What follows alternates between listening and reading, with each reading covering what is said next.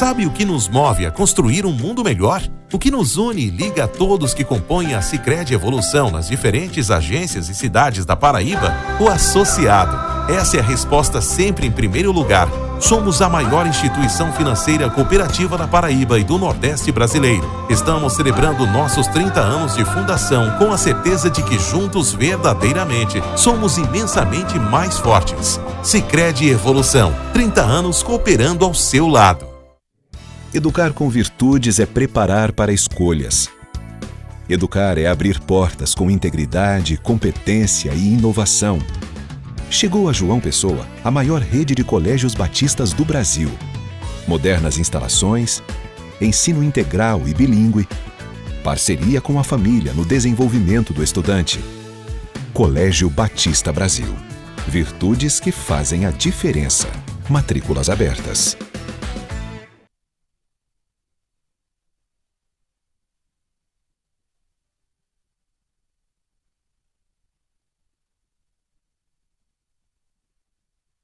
Sabe o que nos move a construir um mundo melhor?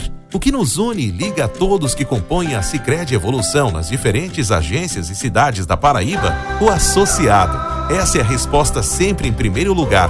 Somos a maior instituição financeira cooperativa da Paraíba e do Nordeste brasileiro. Estamos celebrando nossos 30 anos de fundação com a certeza de que juntos, verdadeiramente, somos imensamente mais fortes. Sicredi Evolução. 30 anos cooperando ao seu lado.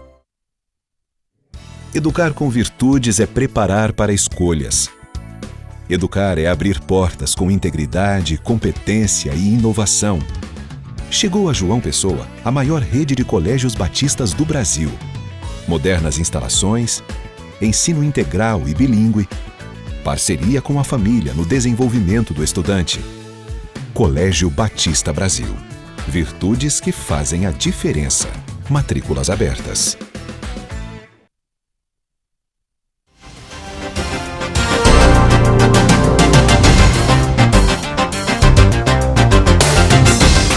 Boa noite para você. O Master News desta quarta-feira, dia 14 de janeiro de 2021, entra no ar a partir de agora. Aldo Schuller precisou se ausentar na noite de hoje e você fica comigo, Matheus de Souza. Vamos ver os destaques do programa de hoje? Mãe confessa que envenenou os 4 filhos com chumbinho na manhã de ontem em Bahia. Apesar de protestos, datas do Enem são mantidas para este domingo e o próximo. O presidente Jair Bolsonaro volta a ironizar a Coronavac após o número da eficácia geral ser divulgado. Para comentar sobre esse e outros assuntos, eu recebo no estúdio o professor e analista político Felipe Egito. O colapso em Manaus faz com que amazonenses venham à Paraíba se tratar do coronavírus. Um estudo mostra que adultos de até 54 anos recuperados do coronavírus apresentam imunidade por ao menos 5 meses. Para conversar sobre esse assunto e tirar dúvidas em relação à vacinação da Covid-19, eu recebo o médico infectologista Felipe Proenço. Tudo isso e muito mais a partir de agora no Master News, só está começando.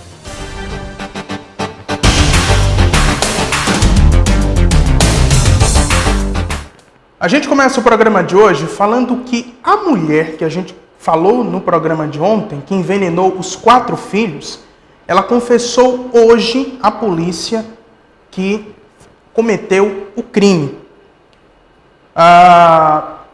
De acordo com o delegado Diego Garcia, a mulher teria envenenado os filhos porque não tinha condições financeiras para alimentá-los.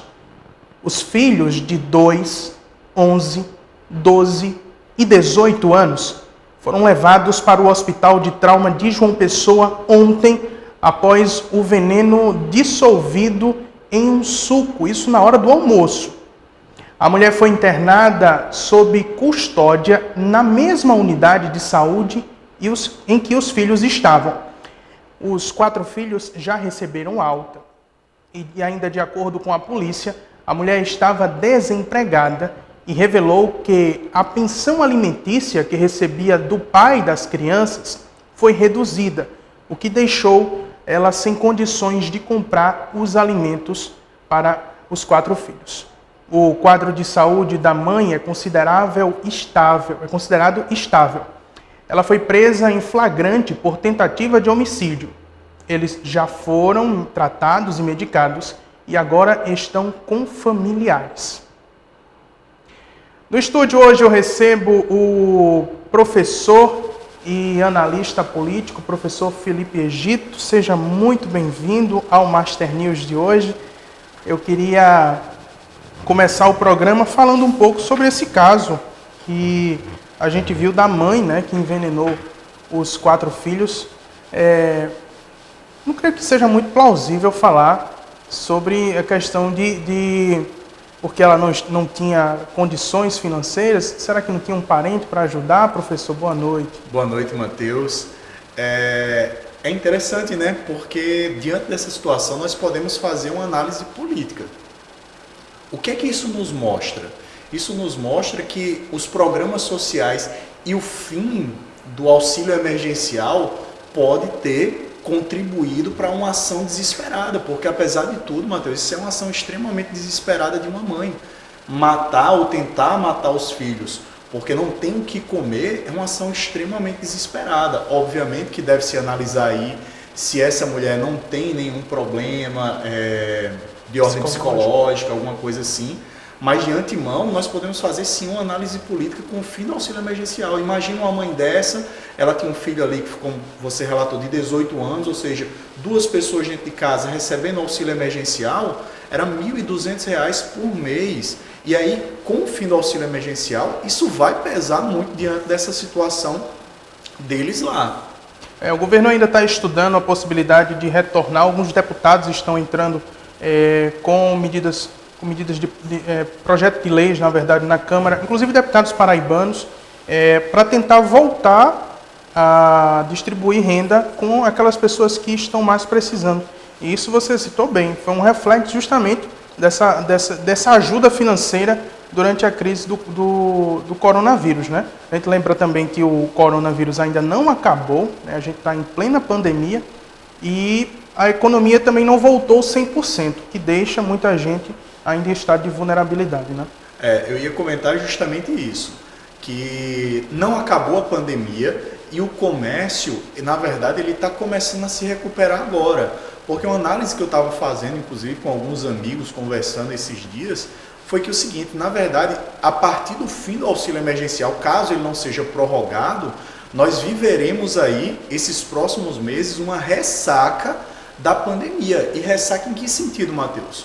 Porque muitas empresas recorreram, no caso não ao auxílio, porque os que eram empregados eles participavam do benefício emergencial, em que as empresas poderiam reduzir 25%, 50%, 75% ou suspender os contratos de trabalho e o salário era pago pelo governo federal. Então as empresas não estavam com esse custo, mas com o fim desse benefício, o fim do auxílio, nós poderemos ter sim uma ressaca agora, nesses primeiros meses de 2021, da pandemia. Complicado, né, professor? No segmento ao Master News, olha só, o presidente do PT, o Partido dos Trabalhadores, aqui no estado da Paraíba, Jackson Macedo, disse que a partir do próximo mês vai constituir grupos de trabalhos que vão circular por todas as regiões do estado para criar e reestruturar o diretório e, com isso, reanimar o partido para as eleições de 2022. Jackson Macedo, ainda que deve presidir o PT paraibano até 2023, afirma que este ano será de preparação da legenda para as próximas eleições. Esse trabalho, segundo ele, já começa este mês, na verdade, quando sairão as definições do comando do partido aqui em João Pessoa. A crise petista na capital paraibana foi estabelecida em pleno começo da campanha passada, quando o Diretório Municipal escolheu o deputado estadual Anísio Maia como candidato a prefeito, sendo contrariada pela direção nacional, que decretou a intervenção e orientou a legenda a votar no candidato do PSB, o ex-governador do estado, Ricardo Coutinho. Professor, quer dizer, o PT na Paraíba está tentando se reorganizar, assim como o partido em todo, né, no Brasil. O PT perdeu muita força política no lado esquerdo da bancada, professor? Matheus, o PT está tendo que se reinventar, não só aqui na Paraíba, como no Brasil. A prisão do ex-presidente Lula, o impeachment de Dilma, foram um tiro muito forte dentro do PT, que era uma grande sigla nacional, junto com o antigo PMDB, atual MDB, os maiores partidos dentro do Congresso Nacional, e eles começaram a perder espaço. Então, se pegarmos as últimas eleições e compararmos com atualmente, é um processo de releitura. Então, assim, eu não penso que para 2022 o PT ele já consiga se reerguer. Eu penso que isso vai demorar um pouco mais ainda, porque é muito recente. E ainda tem a oposição do atual presidente, que está o tempo todo batendo na legenda, que está quase, como dizem popularmente, chutando cachorro morto. Professor, você analisa que o PT ele ainda consegue encabeçar uma candidatura à presidência com forças para ganhar isso para 2022? Ou você já observa outros nomes que estão à frente de candidatos do Partido dos Trabalhadores? É uma análise bem difícil de fazer, viu, Matheus? Porque, assim, nós percebemos na última eleição presidencial que o candidato Fernando Haddad, que foi apoiado pelo ex-presidente Lula, um nome que era conhecido basicamente lá em São Paulo, ele conseguiu ir ao segundo turno e dar um certo trabalho diante daquela situação ao atual presidente Jair Bolsonaro. Mas, diante disso, foi uma pena muito grande, porque o que nós percebemos hoje é um racha muito grande na esquerda brasileira, no centro-esquerda, na verdade. Então, talvez, e aí nós vamos perceber de fato, ao longo desse ano, as articulações políticas que começarão a ser feitas. Nós sabemos que a campanha eleitoral está cada vez mais curta e as alianças elas começam hoje cada vez mais cedo, justamente costurando essa concha de retalhos. Há uns 2 meses atrás, o ex-presidenciável Ciro Gomes teve uma conversa com Lula, e aí é muito difícil, porque aí também a gente percebe uma disputa de egos políticos. Então, muitas vezes a gente não vê um PT querendo abrir espaço para um novo nome, perder uma hegemonia política. Então, nós percebemos também esse jogo diante dessa situação, Matheus. É isso que eu ia comentar, professor, porque, por exemplo, hoje, a nível nacional, o nome de Ciro Gomes é muito mais forte, pelo menos ao meu ver, do que, por exemplo, o nome do Fernando Haddad. O Fernando Haddad ele tem muitos correligionários ali do próprio Partido dos Trabalhadores, que são apoiadores do ex-presidente Lula, mas quem é do campo da esquerda não se vê representado ou não se vê apoiado 100% pelo PT. Então, muito se fala, por exemplo, hoje em Ciro Gomes, no Flávio Dino, que é o atual governador do Maranhão, em outros nomes, por exemplo, da ex-senadora Marina Silva, um pouco abaixo das pesquisas, mas também chega com força no ramo da esquerda. Mas para esse ramo da esquerda, o presidente Jair Bolsonaro já tem uma tática pronta para atacar a esquerda, independente do nome? E outros nomes que estão surgindo, por exemplo, o apresentador Luciano Huck, enfim, o próprio governador João Dória também, são nomes que conseguem afrontar o presidente Jair Bolsonaro, ou, ao seu ver, não? A extrema-direita ela é representada pelo presidente Bolsonaro, tem ali aqueles candidatos de centro e a esquerda também não chega. Matheus, o que é interessante fazermos essa análise aí diante dessa conjuntura é perceber que o apoio dele se mantém dentro do mesmo nicho. Então ele mesmo com a baixa aprovação, ele não baixa de 30% ali, então está mais ou menos nisso aí. Nós estamos vendo dentro dessa esquerda aí o surgimento do Flávio Dino, e num campo aí de centro-direita, nós temos o João Dória, que eu percebo, infelizmente, né, a gente percebe esse jogo político de ataques, né, entre os partidos e não de propostas. Então, assim, nós temos candidatos como no campo mais à esquerda, como Ciro Gomes e Flávio Dino, despontando como grandes nomes. De centro-direita, nós temos aí Marina Silva e João Dória, que acabam, até o próprio Luciano Huck, que está se envolvendo ali na política. Ele ficou naquele vai e não vai nessa última campanha presidencial, sem colocar... Não teve coragem de colocar o nome dele, mas esteve apoiando ali alguns candidatos. E a retórica, na verdade, do presidente, ela se mantém e se manteve sempre a mesma. Se você perceber os discursos desde a época que ele era deputado, é a mesma coisa, é o mesmo debate, é o mesmo embate, é a mesma questão ideológica que ele traz, né, dos seus discursos nos seus debates. E existe algum outro candidato no que diz respeito à extrema-direita que consiga afrontar o presidente Jair Bolsonaro, ou nesse campo ele está dominando, professor? Nesse campo aí, dessa direita mais extrema, eu não percebo, pelo menos hoje, um outro nome que não seja, na verdade, não só o presidente Jair Bolsonaro, mas a família Bolsonaro. Então, eles são os grandes representantes no Brasil dessa ala mais à direita, né, uma extrema-direita ali do Brasil, aquela coisa mais conservadora, de fato, na presidência. Atualmente não. Então nós temos aí, dentro do campo da direita, dessa ideia do liberalismo e tal, nós temos o Dória e a própria Marina, que entra mais no centrão mesmo ali. E no campo da esquerda, aqueles que nós já citamos. Eu só lembrando aqui, por exemplo, no ramo da extrema direita, né, que, por exemplo, rompeu com o presidente Jair Bolsonaro, nós temos os deputados Alexandre Frota e a deputada Joyce Hasselmann, né? Eu não sei se são nomes que chegam a enfrentar,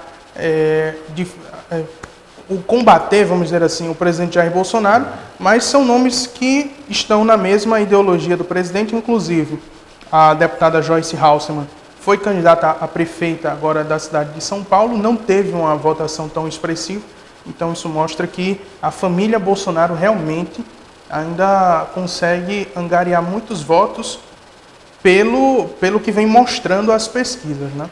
Exatamente, Matheus. Então, assim, o que a gente percebe é que o grupo dele está cada vez mais consolidado e, podemos dizer, até cada vez mais isolado. E vamos comentar também sobre isso daqui a pouco. Professor, mas isolado, mas isso não quer dizer que seja minoria, né? Porque parece que o grupo cada vez está maior, infla mais o grupo. Mas aí, Matheus, a análise que a gente faz diante dessa situação é a famosa política do toma lá da cá. Então, assim, cada vez mais o atual presidente, ele tem feito aquela chamada velha política que ele tanto criticava, que é dar cargos políticos, dar uma secretaria, dar um ministério. Então, aquele mesmo jogo político que os outros fizeram, ele está fazendo. Até porque é a partir daí que ele vai conseguir apoio. Diante do processo político brasileiro, nós temos que entender que as leis, elas entram e elas são aprovadas pelo Congresso Nacional, pelos deputados e senadores. Então, se ele não tem o apoio lá dentro, ele não vai conseguir fazer nada. Então, diante até a análise que a gente faz daquela situação, a reforma da Previdência mesmo, que saiu durante seu mandato, foi mais uma jogada do Rodrigo Maia, de fato, o atual presidente, até daqui a 15 dias, né, do Congresso, da Câmara dos Deputados, do que de fato o presidente, do que de fato o Paulo Guedes. A gente vai voltar a falar daqui a pouco sobre a questão da eleição para a Câmara e para o Senado, mas antes vamos falar essa notícia aqui, olha só. O Tribunal Regional Federal da Terceira Região manteve hoje a decisão da Justiça Federal em São Paulo, que negou o adiamento do Enem e manteve as datas para o próximo domingo, dia 17, e o domingo seguinte, dia 24, agora de janeiro. No texto da decisão, o desembargador Antônio Carlos Cedenho disse que a aplicação do exame não foi uma decisão isolada, nem política do Ministério da Educação. Houve a participação de setores diretamente interessados no Enem, inclusive estados e municípios, dando legitimidade e representatividade para a nova data. a realização do Enem, segundo o desembargador, embora ele fale que as infecções pelo novo coronavírus tenham se intensificado por conta das festas de fim de ano, ele observou que as normas sanitárias minimizam o risco durante a prova. Professor, essa história do Enem tem dado o que falar, porque muitos alunos têm se queixado, né? Inclusive, eu não sei se tem fotos aí de alguns alunos, uma hashtag que subiram no Twitter, né? A DNA, não sei se tem fotos aí, mas enfim. Muita gente começou a querer o adiamento do Enem por conta justamente desse número de aumento de casos. Inclusive um diretor do INEP, se eu não me engano, ele veio a falecer por conta do Covid. Você que é professor e é professor de ensino médio, né? O que é que você tem propriedade para falar sobre isso? O que é que os alunos têm lhe relatado, professor, em relação ao adiamento do Enem? Vão ter condições mesmo de fazer essa prova? Assim, condições sanitárias, eu penso que vai ser um custo, obviamente, para a aplicação do Enem muito maior, porque toda sala você vai ter álcool em gel, numa entrada você vai ter álcool em gel, fora aqueles protocolos que já tínhamos de segurança normal. Então, a quantidade de alunos por turma, por sala de aula, vai ter que diminuir, tanto que já saiu uma nota que o aumento das salas, né, dos locais de prova, vai ser de quase 40%. Inclusive, a Polícia Militar da Paraíba está deslocando um número maior de contingente da Polícia Militar, de pessoas da polícia, para poder colocar a segurança no processo seletivo do Enem, mas tem muita coisa por trás, não é só isso.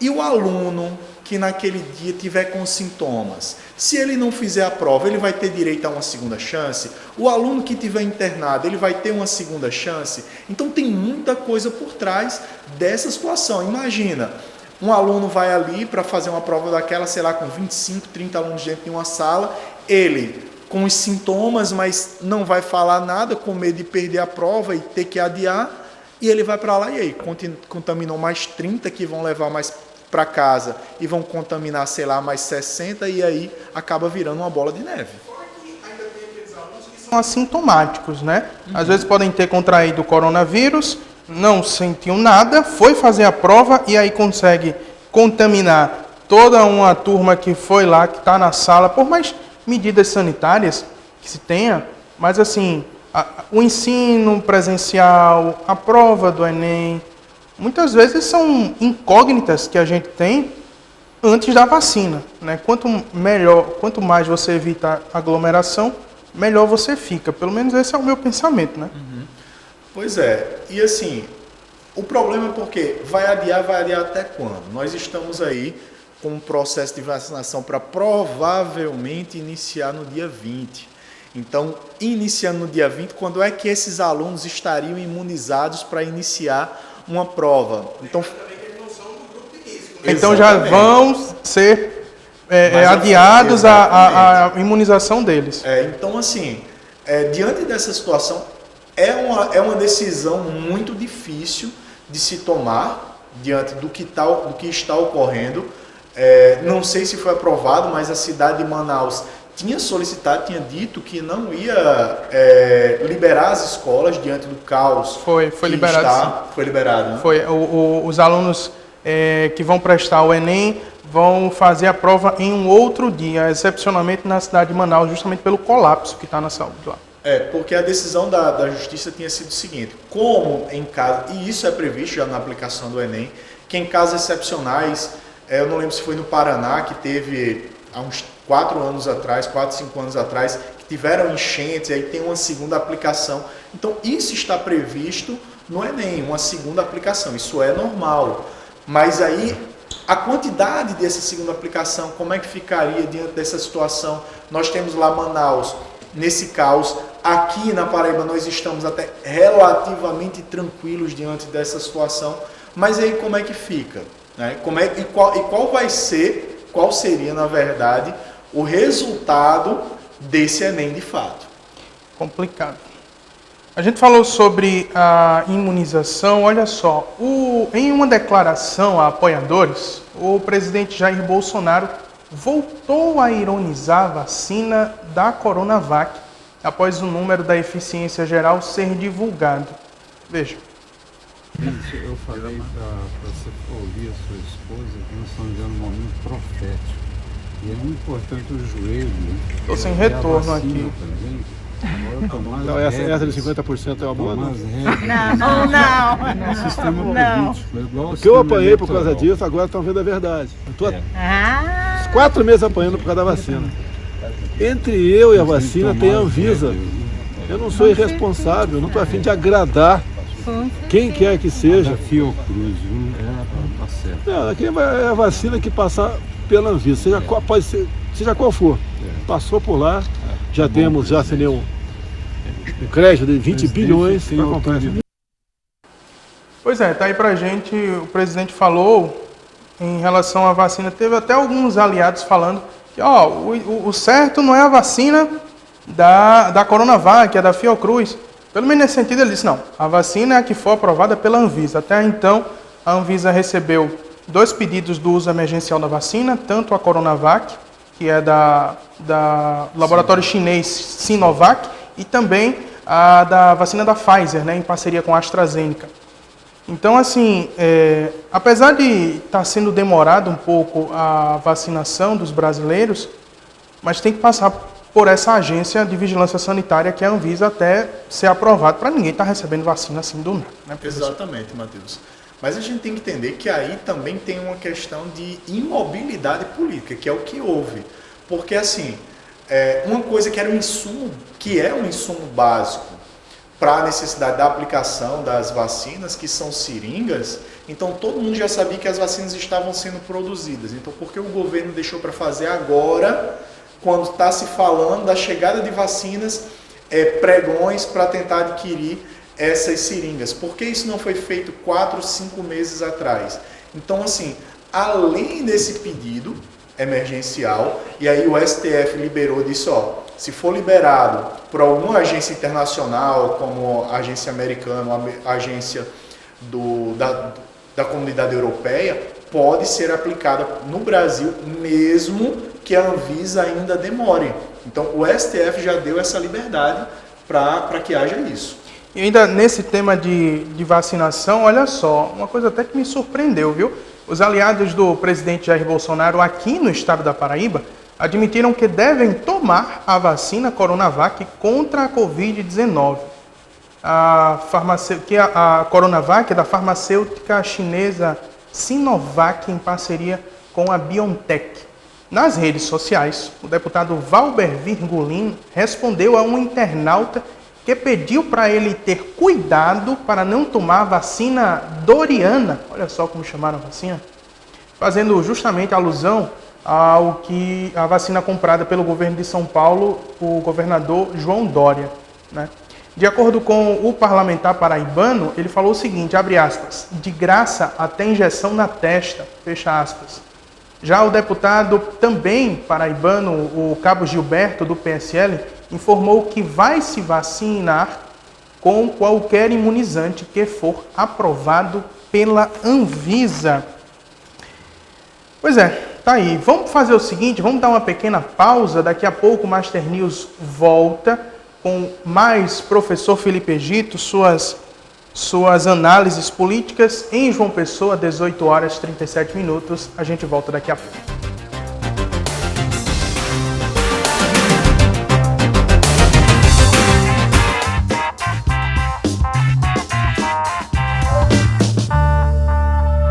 O Laboratório Rosiane Dori está junto com você. Realize seu teste de Covid com atendimento de qualidade, conforto e agilidade nos resultados. Temos drive-thru ou coleta domiciliar para sua comodidade. Faça um check-up e verifique sua imunidade. Juntos, venceremos o Covid-19. Eu vou entrar na sua casa e tudo vai mudar. Os sonhos que estavam mortos vão ressuscitar. Pois quando eu chego, trago vida, chego... 104,5 FM. Rede Buster. Interativo nas amizades. Interativo no aprendizado. Interativo no mundo. Interativo em casa. Estamos há 20 anos interagindo com você, com uma metodologia de ensino que resulta em sucesso para toda a vida. Seja sempre interativo.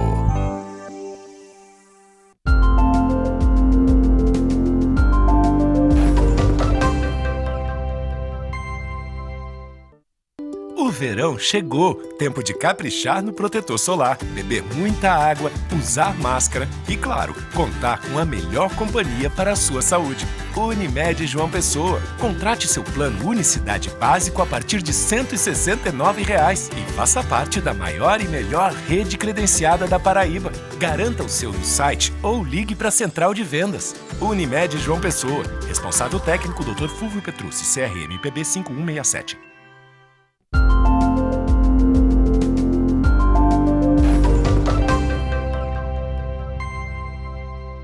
O 32º Salão do Artesanato Paraibano. Este ano é diferente, estamos conectados. Nossa arte na palma da sua mão. Retalhos que conectam vidas.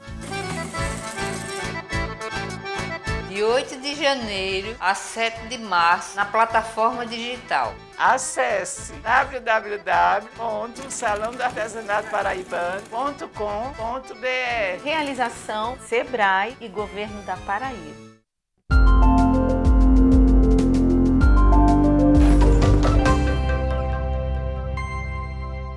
O Grupo Nossa Senhora de Fátima é formado por várias empresas que atuam em terceirização de serviços de mão de obra, segurança da tecnologia, transporte de valores, tesouraria, custódia e cofre inteligente, segurança e escolta armada, segurança pessoal privada, alimentos e saúde. Grupo Nossa Senhora de Fátima, presente em 10 estados do país há mais de 20 anos, garantindo aos nossos clientes tranquilidade e confiança em segurança patrimonial e pessoal. Nós temos as soluções de serviços para a sua empresa. Grupo Nossa Senhora de Fátima. Entre em contato conosco pelo 83 31 13 21 21 81 99209 3311 81 99119 3955 www.nsfgrupo.com.br @nsfgrupo.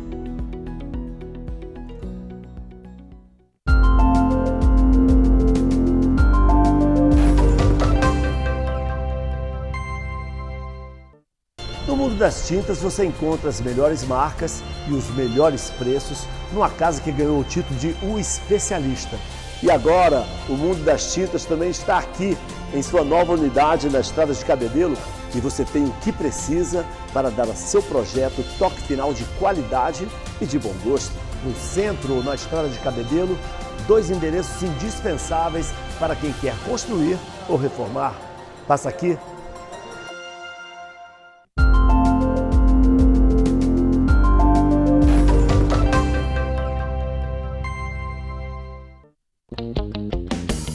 Novas cápsulas São Brás. Todo mundo que adora café vai amar essa novidade. O aroma e o sabor do melhor café expresso, agora na sua casa e em todo lugar.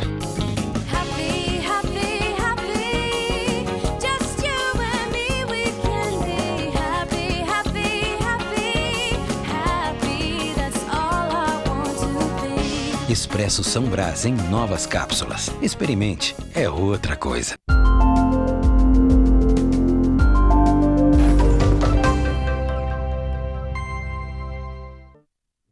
Educar com virtudes é preparar para escolhas. Educar é abrir portas com integridade, competência e inovação. Chegou a João Pessoa a maior rede de colégios batistas do Brasil. Modernas instalações, ensino integral e bilíngue, parceria com a família no desenvolvimento do estudante. Colégio Batista Brasil. Virtudes que fazem a diferença. Matrículas abertas.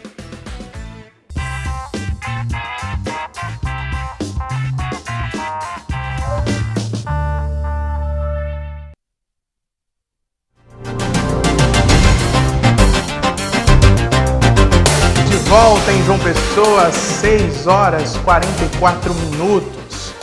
Olha só, em um comunicado feito na manhã de hoje, o porta-voz do Vaticano informou que o Papa Francisco, de 84 anos, e o Papa Emérito Bento XVI, de 93 anos, foram vacinados contra a Covid-19.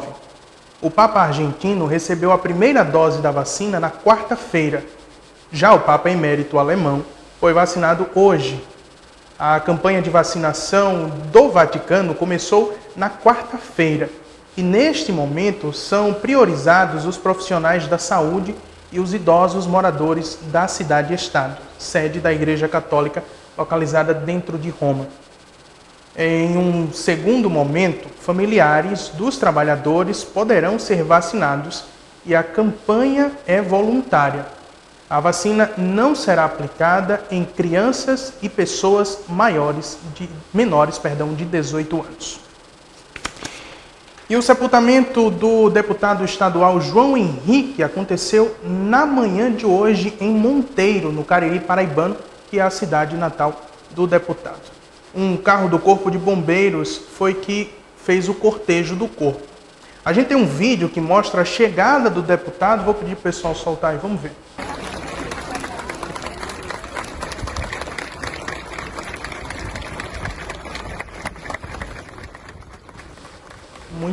Muita gente aí no sepultamento do deputado João Henrique, né? A gente está vendo aí o pessoal do Corpo de Bombeiros, uma pena da aglomeração, né? Mas eu estou vendo gente aí de máscara, não estou vendo ninguém sem máscara. E aí o deputado recebendo todas as honras de Estado.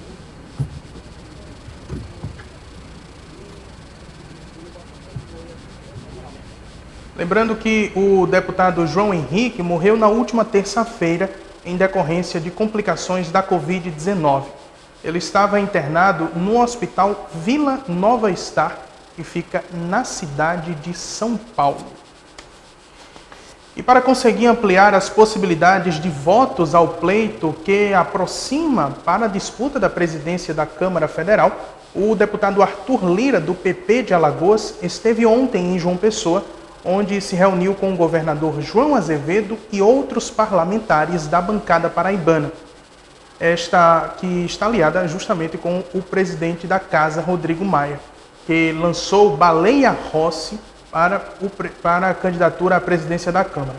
A eleição para o biênio da Câmara dos Deputados está marcada para o dia 2 de fevereiro, e é sobre esse assunto que eu quero conversar agora, voltando a conversar com o professor Felipe Egito. Professor, uma eleição em que diz muito para o Brasil, né? Muitas das decisões, muitas das escolhas das votações é referente ao presidente da Casa, da Câmara dos Deputados, mas ao mesmo tempo não é uma eleição que os brasileiros votam, né? É uma decisão feita ali pelos deputados. Qual a importância dessa eleição, visto politicamente, e também desses dois candidatos que aí estão, tanto o Arthur Lira, né, quanto o deputado Baleia Rossi? Matheus, é uma eleição que conta muito para os rumos da política nacional. Porque, assim, quem de fato coloca as pautas para serem votadas no Congresso Nacional, para os deputados votarem, é o presidente da Câmara. Então, assim, é ele quem comanda. Numa linha sucessória da presidência da República, ele é o terceiro nome. Então, nós temos o presidente e o vice. Na ausência dos dois, é o presidente da Câmara dos Deputados que assumiria a presidência da República. Então, é um nome muito importante diante dessas decisões políticas.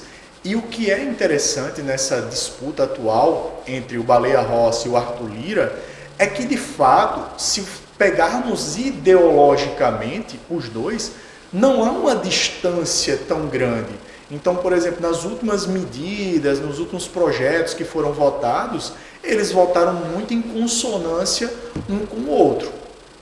Então, assim, é interessante, diante dessa situação, a gente perceber que a luta foi justamente essa entre Baleia Rossi e Arthur Lira, de buscar o apoio daqueles grupos de esquerda, daqueles grupos que não apoiam o presidente. Então, teoricamente, diante da conjuntura que nós temos hoje formada, o Arthur Lira seria o candidato do presidente e o Baleia Rossi, apoiado pelo atual presidente da Câmara dos Deputados, o Rodrigo Maia, seria um candidato aí de certa forma de oposição nessa situação política que se vive. Mas, essencialmente, os dois defendem as reformas políticas, administrativa, que estão querendo votar, e a reforma tributária. Inclusive, o Baleia Rossi, ele é um dos mentores, um dos propositores de uma reforma tributária que tramita no Congresso Nacional. Então, assim, são nomes que não são antagônicos. Mas o Baleia Rossi,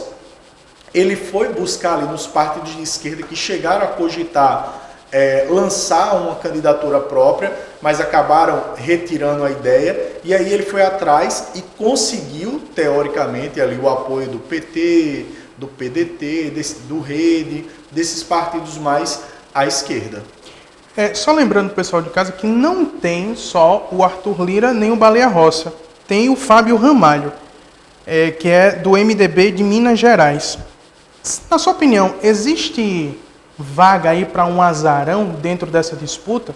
Porque eu lembro que em 2006, por exemplo, o presidente estava em disputa o Renan Calheiros, tinha outro candidato que eu não vou me lembrar agora, e tinha o Severino Cavalcante, que era do PSB de Pernambuco. E aí ele era considerado o azarão da disputa, mas foi ele que foi eleito presidente da casa em 2006. Você acha que tem nessa disputa tem vaga para um azarão, professor? É interessante porque, assim, aquela eleição foi muito comentada justamente por isso, pela eleição do Severino Cavalcante, mas nada acontece ali dentro do Congresso Nacional sem o apoio dos caciques políticos. Isso aí é óbvio. Agora, claro, que na hora H a coisa pode mudar. Por quê? O voto, assim como o nosso voto, ele é secreto. Então, por mais que o Baleia Rossi foi lá, conseguiu angariar o apoio desses partidos de esquerda ali, mas nada garante que, de fato, todos os deputados daquelas legendas votem a favor dele. Então, assim, como o voto é secreto, os caras podem simplesmente, os deputados, podem simplesmente se abster ou votar no Arthur Lira e vice-versa. Então, assim, é uma eleição que nós não temos muito como prever. Teoricamente, os partidos estão apoiando. É aquela mesma ideia do candidato aqui nas eleições comuns, que vai lá buscar o apoio, o cara bate no ombro dele e faz, não, eu vou votar em você. E na hora lá o cara não tem nenhum voto. Pois é. E aí, se a gente fizer uma análise maior, por exemplo, o deputado Baleia Rossi, ele tem um número de partidos que oficializaram o apoio a ele muito maior do que o Arthur Lira. Isso. Né? Mas o que é que o Arthur Lira está fazendo? Ele está começando aí nos estados. Né? Eu lembro que ontem ele esteve aqui na Paraíba, foi também para Pernambuco, foi em Alagoas também, que é o estado origem dele. Aliás, o estado origem do... Não, é o dele mesmo, é o PP de Alagoas, é isso mesmo. O Baleia Rossi é de São Paulo. E aí ele está dentro dos governos, tentando angariar votos ali, independente do partido. Na sua visão política, vai haver muitas traições nessa eleição? É muito provável que ocorra, porque, teoricamente, Baleia Rossi está com um amplo apoio, com um apoio majoritário. As legendas que o seguem, ele é do MDB, então, juntando aí o MDB e o PT, a gente já teria aí uma grande quantidade, uma quantidade significativa, se não me engano, perto de 150 deputados. Então, já é um número considerado diante dos 513 que existem lá. E ele foi buscar apoio do DEM, de outros partidos ali. Só que, às vezes, diante dessa situação, pode ter algum candidato ali, algum deputado de um partido que o apoiava, do próprio MDB, que não apoie essa vinculação com esses grupos de esquerda e acabe migrando para o Arthur Lira. Por quê? Uma das pautas que é uma coisa meio que antagônica entre os dois é a questão de colocar em votação o impeachment do presidente. O Arthur Lira já disse que não ia colocar de forma alguma, e ele está dizendo que o Baleia Rossi vai colocar em votação esse processo de impeachment aí do presidente. E aí talvez mesmo nesses partidos, e alguns desses partidos que declararam apoio a Baleia Rossi, talvez temam uma possível... Ele não colocou isso de fato, né? Mas não se sabe o que é que ele colocou para esses partidos para que eles pudessem apoiar nominalmente a sua candidatura. Então tem que se fazer essa análise aí. Então há uma probabilidade sim de que haja grandes traições nesse cenário. Vamos dar um foco agora, vamos sair de um congresso, vamos para o outro, vamos para o Senado, que também vai acontecer as eleições no Senado, né? O MDB também está com candidatura no Senado, é a deputada Simone Tebet. Ela, se eu não me engano, é filha de um deputado que tem esse mesmo sobrenome, está me fugindo o nome dele agora. Mas o que muita gente está dizendo é que a candidatura dela foi tida como tardia. Ela não conseguiu angariar muitos votos ali, fazer muitas alianças. Já o outro candidato, que é o candidato, deixa eu só ver aqui, Rodrigo Pacheco, que é do DEM de Minas Gerais. Ele é apoiado tanto por Bolsonaro quanto pelo PT. Só para você ter uma ideia. E outro dado favorável que vai para Rodrigo Pacheco é de que é muito difícil um partido conseguir ganhar a eleição tanto na Câmara quanto no Senado. Isso aconteceu poucas vezes na história recente da democracia brasileira. Então, quer dizer, ela sai muito atrás e podemos dizer que a eleição está praticamente vencida, professor? Matheus, é bem interessante porque, assim, e nós estamos falando da Simone, da senadora Simone Tebet, que compõe a maior bancada do Senado, com a mudança aí do Vital do Rego, e esqueci o nome do outro senador agora que mudou. Eles têm 15 dos 41 senadores do Brasil. Então, assim, é uma bancada considerável. Então, praticamente um terço aí está dentro do MDB. Então, é uma bancada forte. Por que foi tardia? Eu vejo, a análise que eu percebo ali daquela situação, é meio que ela foi jogada ali na cova dos leões para lançar um nome de oposição, ou pelo menos tentar um nome de oposição ao Rodrigo Pacheco, que, como você falou, tem o apoio do presidente Bolsonaro e tem o apoio do PT. Meu caro, a política brasileira não é para amadores. Não é, de fato, não é para amadores, Matheus. É para a gente perceber, e eu converso muito com alguns colegas de profissão, alguns colegas fora, que é o seguinte: infelizmente, partido político no Brasil, ele não tem, poucos são que tem de fato ideologia. Hoje eles são simplesmente siglas que os candidatos eles mudam de um para o outro simplesmente por conveniência eleitoral. Infelizmente, poucos são os que de fato defendem uma ideologia por trás. E isso enfraquece cada vez mais, e por isso que a gente vê e não temos uma fidelidade partidária, como, por exemplo, a gente tem lá nos Estados Unidos, que ou você é republicano ou você é democrata. E os caras batem o pé, só quando é uma coisa esdrúxula e absurda é que você vê os deputados de um partido votando contra. Professor, muito obrigado pela sua presença aqui no Master News, e eu deixo o microfone aberto para suas considerações finais. Matheus, eu agradeço mais uma vez aqui o convite para ser feito, e que é importante, eu gosto muito, você sabe disso, de conversar sobre política, porque eu penso que, infelizmente, o brasileiro, ele não quer discutir política porque ele acha que a política não deve ser debatida, mas pelo contrário, a política deve ser conversada, deve ser debatida e deve ser explicada. Não deve virar um bicho de 7 cabeças, e sim deve estar em todas as nossas rodas de conversas, e principalmente a gente tem que saber, nós temos que saber como ela funciona. Muito obrigado, professor. Olha só, pessoal, a Secretaria de Estado de Saúde divulgou agora há pouco os dados, né, referentes às últimas 24 horas da Covid-19. Só para você ter uma ideia, foram 1.028 novos casos da Covid-19 de ontem para hoje. Estou falando de 24 horas, mais de 1.000 casos confirmados. E 12 mortes. 12 pessoas. Dessas 12 pessoas que morreram, 11 morreram de ontem para hoje. Ao todo, a Paraíba confirmou 175.227 casos confirmados e 3.857 óbitos. Eu só volto a recordar que esse número de 3.857 não deixe que fique apenas como um número. São pessoas, são vidas, e essas pessoas tinham famílias, tinham amigos que conviviam. Infelizmente, perderam a vida para a Covid-19 desse vírus.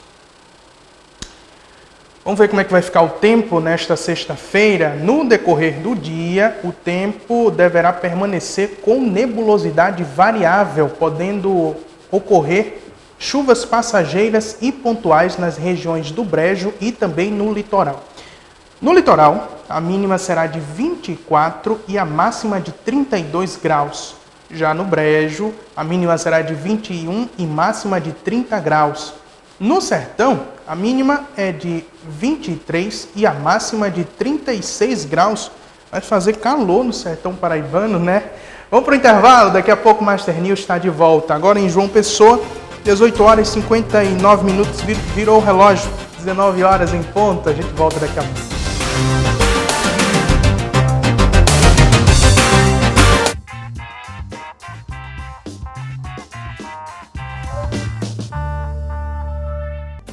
Interativo nas amizades. Interativo no aprendizado. Interativo no mundo. Interativo em casa. Estamos há 20 anos interagindo com você, com uma metodologia de ensino que resulta em sucesso para toda a vida. Seja sempre interativo.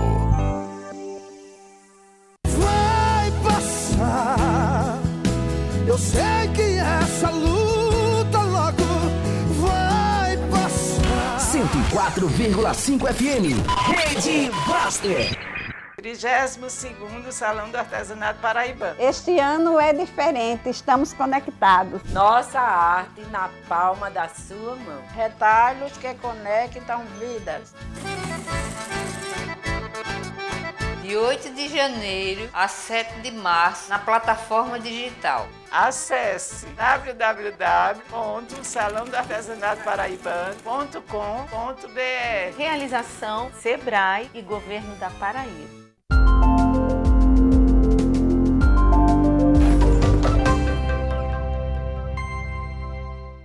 Cumprindo o compromisso com a capital paraibana, Gramame agora tem opção. Localizada na Perimetral Sul, a nova unidade conta com equipe craque no atendimento, estrutura moderna e facilidades de pagamento. Aceitamos todos os cartões, com parcelamentos em até 3 vezes sem juros. Além dos descontos disponíveis através do aplicativo Abastece Aí, João Pessoa tem cada vez mais opção. A rede de postos que mais cresce no estado está sempre a postos por você.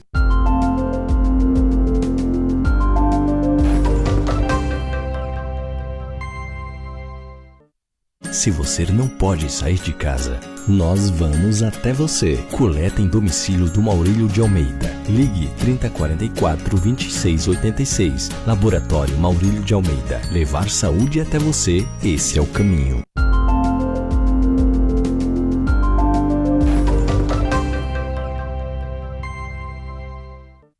Pra mim, granola só da São Brás, feita com cereais selecionados como flocos de milho, de aveia e arroz, além de super recomendados para alimentação, fica uma delícia com castanhas, passas e muitos outros ingredientes nutritivos. Aqui em casa, ninguém resiste. A Paulinha adora com iogurte. O Rafa mistura com tudo para dar aquela energia pro treino. E o João não perde tempo. Granola São Brás, vai bem com você sempre.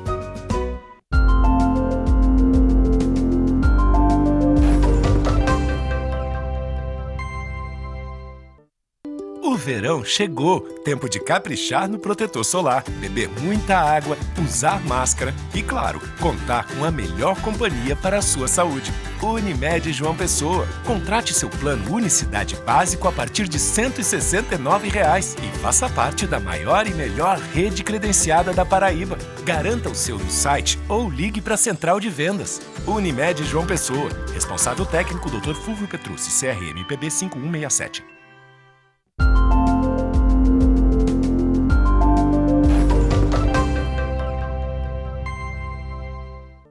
Sabe o que nos move a construir um mundo melhor? O que nos une e liga a todos que compõem a Sicredi Evolução nas diferentes agências e cidades da Paraíba? O associado. Essa é a resposta sempre em primeiro lugar. Somos a maior instituição financeira cooperativa da Paraíba e do Nordeste brasileiro. Estamos celebrando nossos 30 anos de fundação com a certeza de que juntos, verdadeiramente, somos imensamente mais fortes. Sicredi Evolução. 30 anos cooperando ao seu lado.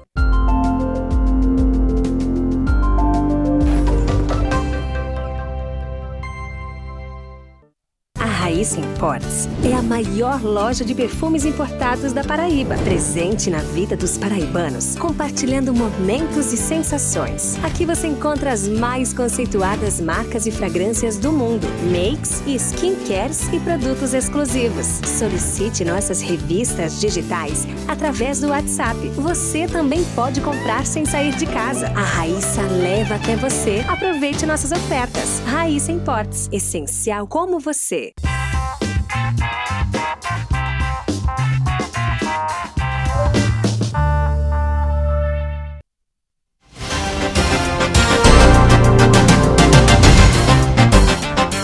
Estamos de volta. Olha só, 10 pacientes que estão em tratamento contra a Covid-19 em Manaus, no estado do Amazonas, serão transferidos para João Pessoa. A informação foi confirmada pelo secretário de Saúde da Paraíba, Geraldo Medeiros. Os pacientes serão transferidos para o Hospital Universitário Lauro Vanderlei, da UFPB. Para a logística, serão utilizadas as ambulâncias de unidade de suporte avançado do SAMU para fazer o transporte do aeroporto Castro Pinto até o HU. Os 10 pacientes são adultos e estão em enfermarias de Manaus. Eles virão para a capital paraibana pela falta de oxigênio em hospitais da região da Amazônia. Só lembrando também para o pessoal que lá em Manaus está havendo um colapso na saúde. Quer dizer, o que significa o colapso? É o pessoal estar precisando de equipamentos hospitalares e não ter nem hospital público, nem hospital privado. É você precisar se internar e não ter como se internar pela falta de equipamentos. Então, foi uma medida que não só acontece aqui na Paraíba, mas em alguns estados do Brasil, aos americanos para permanecerem unidos e evitar a violência. O pronunciamento foi feito após ser identificado no Congresso o processo de impeachment contra ele. Em um discurso gravado no Salão Oval, o presidente dos Estados Unidos, Donald Trump, pediu a todos os americanos a abertura do processo de impeachment contra ele. O republicano se tornou o primeiro presidente da história americana a ser submetido a 2 processos de impeachment. A Câmara dos Representantes votou pela acusação de incitação à insurreição, devido ao ataque ao Congresso na quarta-feira da semana passada. Na ocasião, em um comício, Trump insuflou a multidão que horas depois invadiu o Capitólio, enquanto legisladores certificavam a vitória eleitoral do democrata Joe Biden. Complicada essa situação aí do Donald Trump, né? Se vocês me permitem dar uma opinião aqui, eu acho interessante porque o pedido de impeachment do presidente americano Donald Trump foi feito praticamente dias antes do mandato dele acabar, né? Alegando muitas vezes atitudes que não condizem a um chefe de Estado. Então, mas por que isso só foi feito depois que ele perdeu a eleição e faltando dias para ele sair do cargo? É minimamente estranho, né? Olha só, vamos voltar a falar sobre a questão da vacinação, a vacinação que está vindo aqui para o Brasil. A notícia é que um avião fretado pelo Ministério da Saúde para buscar 2 milhões de doses de vacina da vacina de Oxford na Índia foi adiado. Ele estava previsto para sair do Recife ontem às 11 da manhã, direto para a cidade indiana de Mumbai. Agora, ele sairá da capital pernambucana somente amanhã, no mesmo horário. A data de retorno do avião ao Brasil, com a carga de vacina estimada em 15 toneladas, ainda está sendo avaliada. Antes do adiamento da viagem, as vacinas estavam previstas para chegar ao Brasil no próximo sábado, pelo aeroporto do Galeão, no Rio de Janeiro. O imunizante foi adquirido pelo Ministério da Saúde junto ao laboratório indiano para garantir o início da vacinação dos brasileiros de forma simultânea e gratuita. E para comentar sobre esses e outros assuntos, hoje eu recebo o médico sanitarista Dr. Felipe Proenço, a quem eu saúdo com boa noite. Boa noite, Matheus. Vinha falando com o Aldo algumas vezes se a gente poderia ter boas notícias para 2021 e acho que essas notícias sobre vacinação nos trazem um novo horizonte nesse enfrentamento da Covid. Professor, a gente falou um pouco agora sobre um avião, né, que foi fretado pelo Ministério da Saúde para ir buscar na Índia alguns insumos para vacina, para começar a vacinação aqui no Brasil. A gente tem também a liberação da Anvisa, né, para a vacina Sinovac, né, a Coronavac, do laboratório chinês. Quer dizer, a gente está começando, na sua opinião, a gente está começando atrasado em relação a outros países? A gente tá no momento certo porque precisou esperar a aprovação da Anvisa? Ou está atrasado, a Anvisa atrasou, o governo atrasou? Qual é a sua visão como médico e como pessoa que está de frente no combate a essa pandemia? Olha, Matheus, para enfrentar a Covid, as ações preventivas são as grandes possibilidades que a gente tem nesse momento. Então, sempre a questão do reforço do uso de máscara, lavagem das mãos, do distanciamento social, são ações preventivas fundamentais. E agora a gente incorpora outra grande estratégia a esse enfrentamento, que é a vacinação. A gente sabe que no Reino Unido essa vacinação começou no início de dezembro. Então, as pessoas no Reino Unido já estão em outro momento de vacinação. A gente tem países como Israel, em que quase 15% da sua população já foi vacinada, e eles, inclusive, já estão conseguindo vacinar pessoas que não são dos grupos de risco. Nesse sentido, é um pouco preocupante, né, o momento que a gente está vivendo no Brasil, ainda mais quando a gente olha para outros países latino-americanos, que também começaram a vacinação. Então, há uma preocupação com esse tempo, ainda mais quando a gente soma esse fator, essa nova variante do coronavírus, que também é um SARS-CoV-2, também é desse tipo de coronavírus, mas que se avalia que pode ter uma maior possibilidade de transmissão, e a situação de colapso que está se vivendo na rede de Manaus, como foi muito bem documentada, né? Por que a empresa brasileira de serviços hospitalares pediu apoio para outros hospitais em outros estados do país, né? Aqui do Nordeste, enfim, exatamente pelo colapso que a rede está, e quando falta oxigênio, não falta oxigênio só para a Covid, falta oxigênio também para uma série de outros problemas de saúde.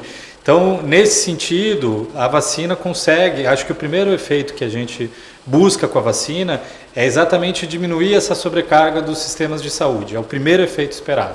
E nesse sentido, ainda mais quando a gente vê que a gente está passando por cidades com colapso no país, poderia ter começado antes a vacinação no Brasil, né?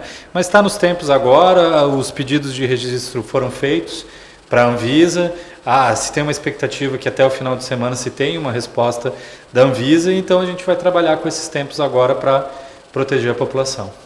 O senhor falou em relação à vacina e eu lembrei que nesta semana muita gente ficou em dúvida em relação à vacina do Instituto Butantan, né? Porque inicialmente o governador de São Paulo, João Dória, ele falou que a vacina tinha uma eficácia de 70 e poucos por cento, 78, se não me falha a memória, para casos moderados e leves e para 100% em casos graves. E aí, alguns dias depois, o próprio Instituto, não mais do governador do estado, mas representantes do Instituto, deram um novo número, um número de 50,38%. Quer dizer, se a gente for traduzir para o pessoal de casa, A eficácia da vacina é de 78? É de 100? É de 50? Queria que o senhor deixasse claro para o pessoal de casa entender e também passar essa informação para outras pessoas. Bom, a principal informação é que a vacina tem a eficácia exigida pela Organização Mundial de Saúde. Então essa é a primeira grande constatação dos estudos que foram feitos com a Coronavac aqui no Brasil. A partir daí, tem uma preocupação que a gente olha para todas as vacinas, né? Por exemplo, boa parte da população brasileira foi vacinada com a BCG, contra a tuberculose. Por que a gente faz essa vacinação da BCG? É para evitar formas graves da tuberculose. E é por isso que é muito difícil hoje em dia ver no Brasil casos de meningite, infecção cerebral por tuberculose. Ainda existem casos de infecção pulmonar que geralmente é menos grave do que esse quadro.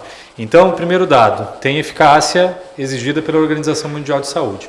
O segundo, tem eficácia para as formas graves, que é a preocupação da Covid. A gente sabe que ao mesmo tempo que boa parte dos quadros de Covid são quadros assintomáticos ou leves, mas a gente sabe o quanto a Covid está levando pessoas a óbito. Já são mais de 206 mil pessoas no Brasil. Então, o segundo dado é esse. A vacina da Covid, da Coronavac, ela tem essa capacidade de evitar os quadros graves. Agora, houve uma estratégia de comunicação do Instituto Butantan, que é um instituto muito renomado, muito bem avaliado por todos pesquisadores no Brasil e gestores, enfim, em que ele primeiro divulgou a eficácia com relação aos casos moderados e graves, que essa é de 78%, do ponto de 78% com relação aos casos moderados, perdão, e depois divulgou com relação a casos ainda mais leves, casos assintomáticos e ainda mais leves. Aí nesse caso é de 50%. De toda forma, o que isso significa? Que uma parte significativa das pessoas que forem vacinadas não desenvolverão a Covid, né, o que ajuda a romper a cadeia de transmissão, mas o principal, o percentual menor que venha a desenvolver a Covid não vai desenvolver quadros moderados e nem quadros graves, que são os quadros que levam à hospitalização. Por isso que ela tem a eficácia necessária para iniciar uma campanha de vacinação e por isso que certamente ela traz impacto do ponto de vista de internações e evidentemente de número de mortes. Você vê que nenhuma das pessoas que recebeu a vacina veio a ter um quadro grave. As pessoas que receberam o placebo, essas sim tiveram um quadro grave. Então é a eficácia necessária e essa eficácia aumenta para os casos moderados e graves, que são os que a gente está buscando combater. Doutor, até então o Brasil ele adquiriu dois tipos de vacina, né, de dois laboratórios diferentes. O laboratório do AstraZeneca, né, que é a vacina em parceria com a Universidade de Oxford, e também a vacina da Sinovac. Né? Eu queria que o senhor explicasse para o pessoal de casa o seguinte: qual é a diferença entre essas duas vacinas? Porque a vacina de Oxford tem uma eficiência muito maior do que a vacina da Sinovac. Por que também essa preferência do Brasil para a vacina da Sinovac? Olha, do ponto de vista da quantidade de dados que foram abertas, né, a gente ainda precisa ver o braço da vacina Oxford AstraZeneca que foi feita no Brasil. Então a gente ainda está aguardando mais dados sobre a eficácia. Internacionalmente a gente já viu resultados, né, superiores a 70% de eficácia, o que também atinge o percentual exigido pela Organização Mundial de Saúde. As vacinas têm formas, né, têm composições diferentes.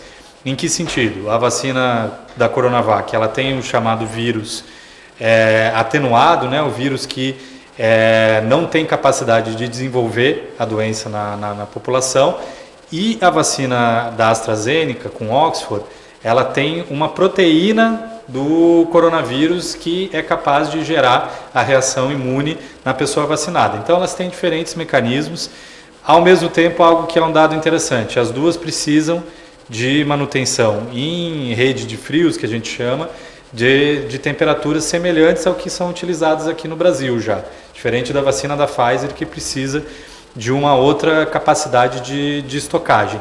E do ponto de vista da repercussão, a gente tem mais dados no Brasil da Coronavac, em que a gente já sabe que ela tem essa capacidade de reduzir a necessidade de hospitalização e de casos graves. A partir daí, o que a gente vai precisar avaliar agora vacinando, já não mais no âmbito de pesquisa à população? Qual que é o percentual mínimo da população para a gente conseguir romper também cadeia de transmissão?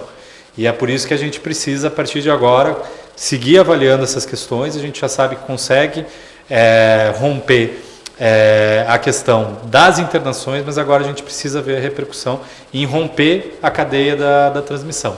O senhor falou em relação à questão da manutenção da vacina, e aí me veio eu lembrei de um dado na questão da refrigeração dessas vacinas, né? A vacina da Coronavac e a vacina de Oxford, né, ela tem uma refrigeração parecida com outras vacinas que a gente já tem aqui no Brasil, né? Então seria mais fácil, por exemplo, para transportar para o Alto Sertão, aqui do estado ou de outros estados, para regiões da Amazônia, por exemplo. Já a vacina da Pfizer, apesar dela ter uma eficácia muito maior, né, pelo menos os dados que eu vi, estavam beirando 90%. Não sei se o senhor me confirma isso. Mas, assim, a dificuldade de armazenamento dela é muito maior, de refrigeração dela, do que das duas vacinas anteriores. E, se eu não me engano, o preço dela também aumenta muito significativamente. Então, quer dizer, nesses casos, é melhor a gente ver não a eficácia da vacina, mas sim a praticidade de imunizar a cadeia no Brasil? Olha, a primeira grande questão é a vacina que está disponível. A gente precisa da vacina que está disponível e que tem já as 3 fases de testes consolidadas. Acho que essa é uma questão importante também. Em outros momentos a gente falava em vacinação, mas a gente ainda não tinha resultado de fase 3 de testes. Então, essa é uma questão importante, né? Mas, claro, você utilizar toda a experiência e toda a capacidade que o Programa Nacional de Imunização já tem, exatamente porque os mecanismos da vacina da Coronavac e da Oxford AstraZeneca são semelhantes aos mecanismos das vacinas que a gente já utiliza no Brasil. Então, vacina contra pólio, por exemplo, né, que é contra a paralisia infantil. A Coronavac tem um mecanismo semelhante a essa. Vacina contra hepatite B, que é outra vacina que também já vem há um bom tempo no Programa Nacional de Imunização. É semelhante ao mecanismo da Oxford AstraZeneca. O mecanismo da Pfizer é um mecanismo novo. Você pega só o código genético do coronavírus e já se demonstrou que com isso você consegue ter uma reação imune da pessoa que recebe essa vacina. Mas para a vacina manter a eficácia dela, ela precisa dessa refrigeração maior. E aí, nesse caso, se a gente tem uma vacina disponível e essa vacina ainda por cima ela se adequa aos padrões do que já vem sendo utilizado no Programa Nacional de Imunização do Brasil, ela é bem interessante, porque leva a entender que a gente vai conseguir chegar mais rapidamente. Já existe uma estrutura no Brasil para vacinar rapidamente. Acho que diferente dos Estados Unidos, onde inclusive se tem uma preocupação de perder vacinas. Nesse caso, eles têm um estoque de vacinas, mas por não ter um sistema público de saúde, por não ter o SUS, como o Brasil tem, eles estão tendo dificuldade de distribuição e de aplicação das vacinas, na logística. O Brasil, historicamente, já tem uma logística preparada para isso. Claro que vai precisar de um número ainda maior de pessoas vacinadas. No início da pandemia do coronavírus, foram 80 milhões de pessoas vacinadas no Brasil para o H1N1. Então isso demonstra a capacidade de vacinação que existe no Brasil. Mas a gente vai precisar de ainda mais celeridade para isso. Por isso que a gente fala, se tivesse começado antes, a gente já estaria num outro patamar. Mas vamos, que está chegando a vacina, né? Claro que vem essa notícia de que atrasou o voo para a Índia, que é uma das modalidades da vacina, mas já tem a vacina da Coronavac sendo produzida no Brasil. Então, a gente está só nessa expectativa. Claro que a Anvisa tem que olhar os dados, mas ao mesmo tempo tem principalmente a Oxford AstraZeneca já foi aprovada para uso emergencial em alguns países. Então, a gente já está na expectativa exatamente do começo dessa vacinação. Daqui a pouco eu vou saber mais do doutor sobre a nova cepa do coronavírus, que está assustando muita gente pelo índice de transmissão, que é muito maior, segundo alguns estudos, e também sobre tecnologia brasileira, né? Porque o Brasil ainda não desenvolveu a vacina própria, apesar de ter institutos sérios como a Fiocruz, o Butantan. Daqui a pouco a gente conversa sobre isso. Olha só, o secretário executivo de Gestão de Redes de Saúde, Daniel Beltrame, avaliou que as medidas restritivas adotadas pelo governo do estado para as festas de fim de ano ajudaram a evitar um crescimento excessivo de casos de infecção da Covid-19. No entanto, as próximas semanas serão de aumento de casos por conta da conscientização das pessoas no período de veraneio. Beltrame também avaliou que o cenário nacional em que muitos estados estão enfrentando um colapso tanto na rede pública como na rede privada. Ainda segundo o secretário, a ansiedade que toma conta das pessoas com a proximidade da chegada das vacinas deve também vir carregada de cautela e cumprimento das medidas sanitárias para que não se esqueçam de permanecer em prevenção. Lembrando que os primeiros lotes das vacinas chegarão na Paraíba, os primeiros lotes que chegarão na Paraíba são da Coronavac e o da Fiocruz, o laboratório AstraZeneca. A expectativa é de que a partir do dia 21 de janeiro, as doses já estejam sendo enviadas aos estados de forma simultânea pelo Ministério da Saúde. Vamos ver como é que fechou o mercado financeiro desta quinta-feira. O dólar comercial registrou baixa de 2% e fechou sendo vendido a R$ 5,20. Já o euro encerrou o dia sendo cotado a R$ 6,32. E o índice brasileiro Ibovespa fechou em alta de 1,3%. A gente vai dar uma pequena pausa e na volta eu volto a conversar com o médico sanitarista Dr. Felipe Proenço. Em João Pessoa, agora são 19h25. Master News volta daqui a pouco.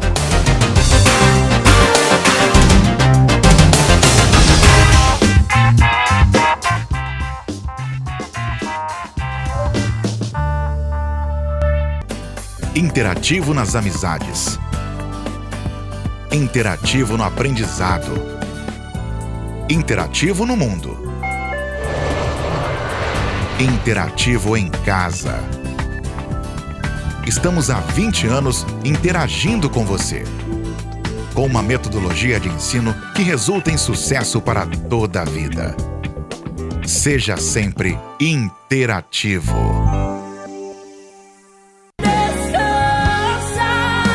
Sou eu quem estou tocando agora. Já tenho a tua vitória. 104,5 FM. Rede Buster.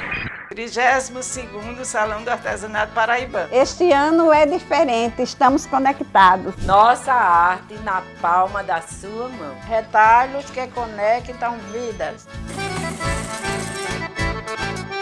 De 8 de janeiro a 7 de março, na plataforma digital. Acesse www.salãodoartesanatoparaibano.com.br. Realização Sebrae e Governo da Paraíba.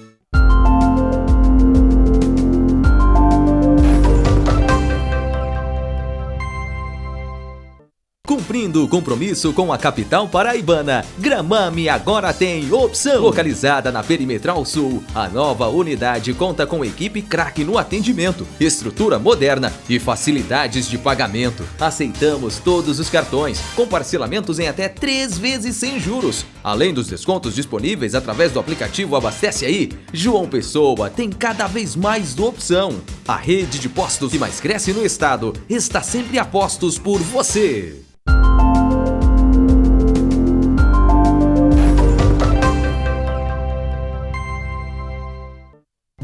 E a possibilidade de chuva. Uma jogada de Durval.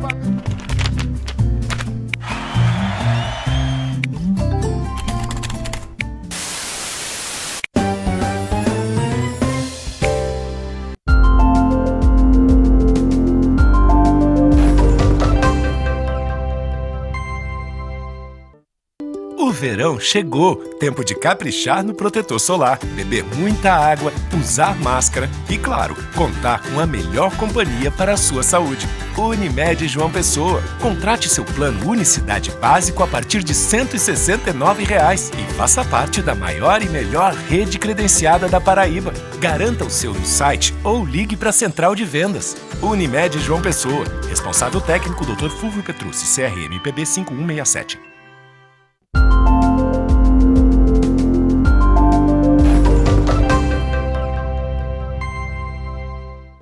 A Protege Segurança oferece o que há de mais moderno e eficiente na prestação de vigilância eletrônica. Equipe de monitoramento 24 horas por dia. A portaria virtual, produto de elevado nível tecnológico. É capaz de visualizar, acessar e realizar comandos remotamente da central de operações, com pessoal treinado e capacitado. A equipe conta também com patrulhas de apoio externo, pronto para qualquer atendimento. Protege Segurança, 3512-9964.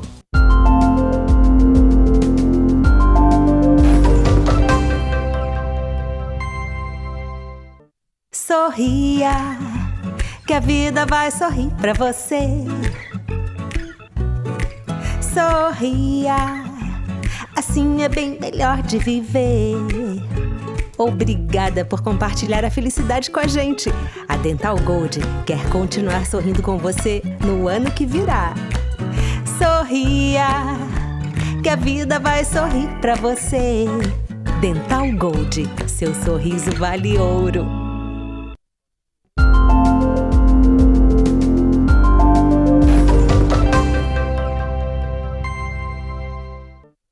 Raíssa Imports é a maior loja de perfumes importados da Paraíba, presente na vida dos paraibanos, compartilhando momentos e sensações. Aqui você encontra as mais conceituadas marcas e fragrâncias do mundo, makes e skincares e produtos exclusivos. Solicite nossas revistas digitais através do WhatsApp. Você também pode comprar sem sair de casa. A Raíssa leva até você. Aproveite nossas ofertas. Raíssa Imports, essencial como você.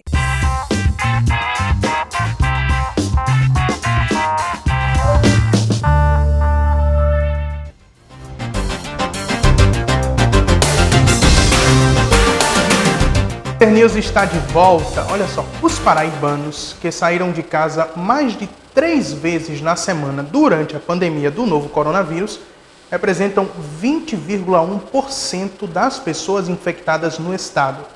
As informações estão no relatório divulgado pela Secretaria de Estado da Saúde, que apresenta a análise da atual situação da pandemia na Paraíba. O inquérito apontou que 10% da população já teve contato com o novo coronavírus. A estimativa vem de testes realizados nas pessoas entrevistadas, nas quais foi identificado o anticorpo IgG. Ao todo, 130 municípios participaram da investigação que aconteceu entre os dias 3 de novembro e 22 de dezembro. Eu volto a conversar agora com o médico sanitarista, Dr. Felipe Proenço. A gente estava conversando aqui no intervalo da questão do colapso em Manaus, né?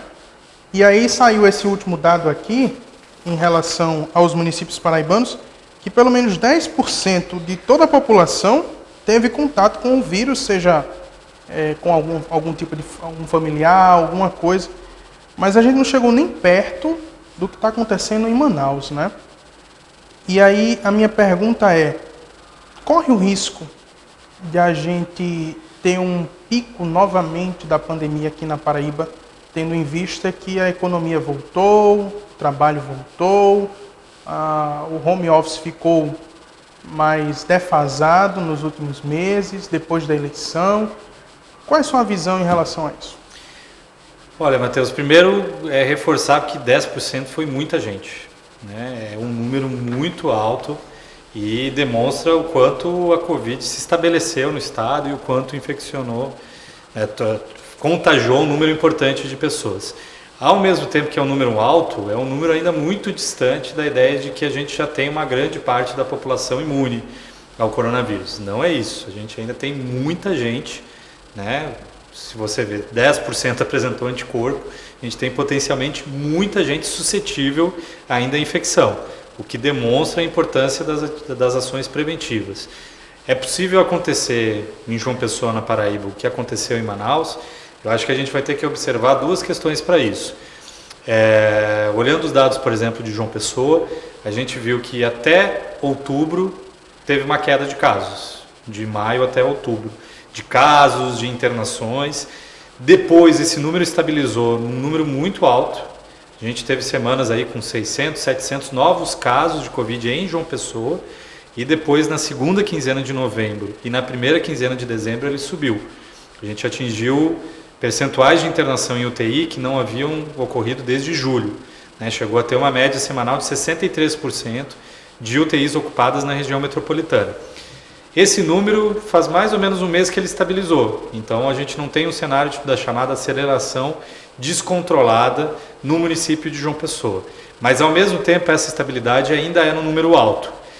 Qual é a possibilidade de acontecer o que aconteceu em Manaus aqui? Primeiro é ter uma circulação e uma aglomeração muito grande das pessoas. Né? Essas ações que foram observadas no Natal, no Ano Novo, a adesão que houve da população, aumentou a adesão ao isolamento social. Em dezembro, vários dias a gente teve 50% de isolamento social em João Pessoa, quando lá em outubro essa taxa já estava caindo para menos de 40%.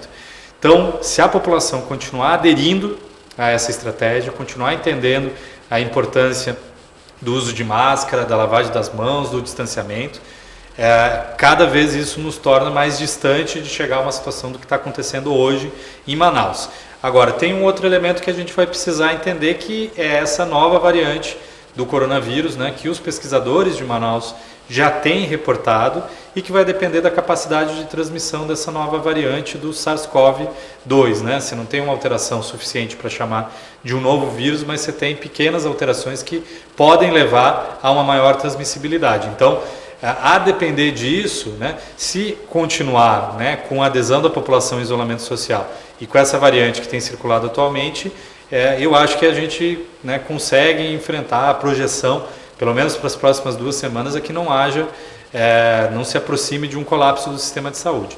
Mas vai depender também da população continuar aderindo ao isolamento social, ao distanciamento, e vai depender dessa nova variante do coronavírus, porque aí, se a gente tem muitas pessoas suscetíveis, ele pode ser ainda mais grave. Inclusive, a gente estava conversando no intervalo também em relação a como a rotina voltou, por exemplo.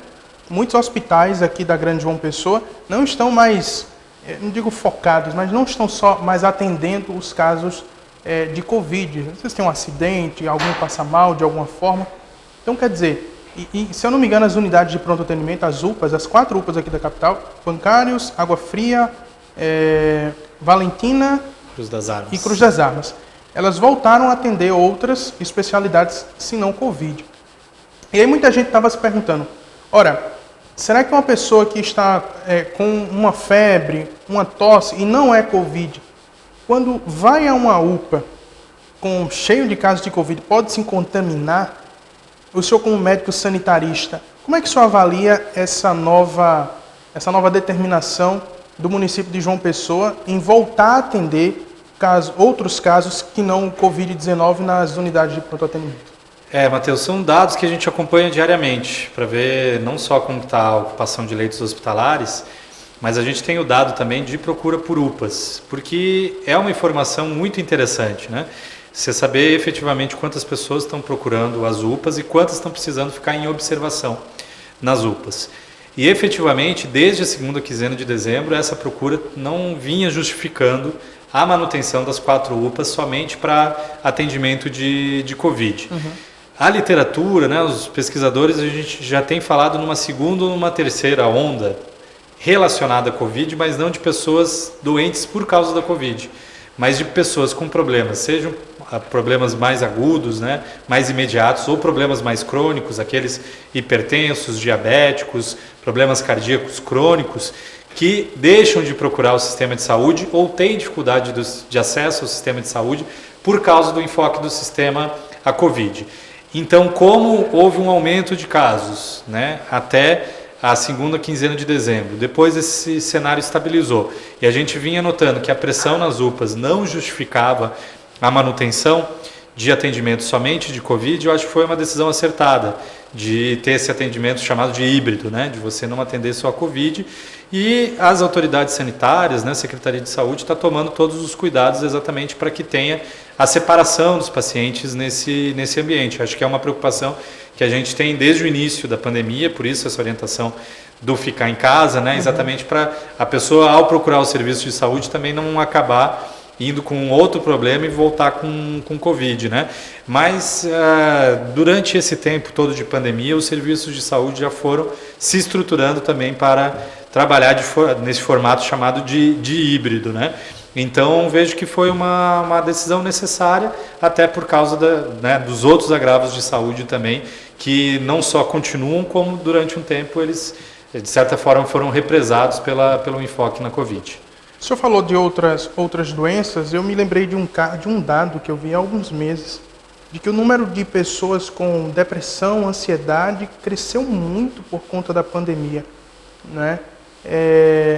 Então, quer dizer, são doenças mentais, né, que muitas vezes trazem malefícios ao corpo, porque tudo vem da mente, né?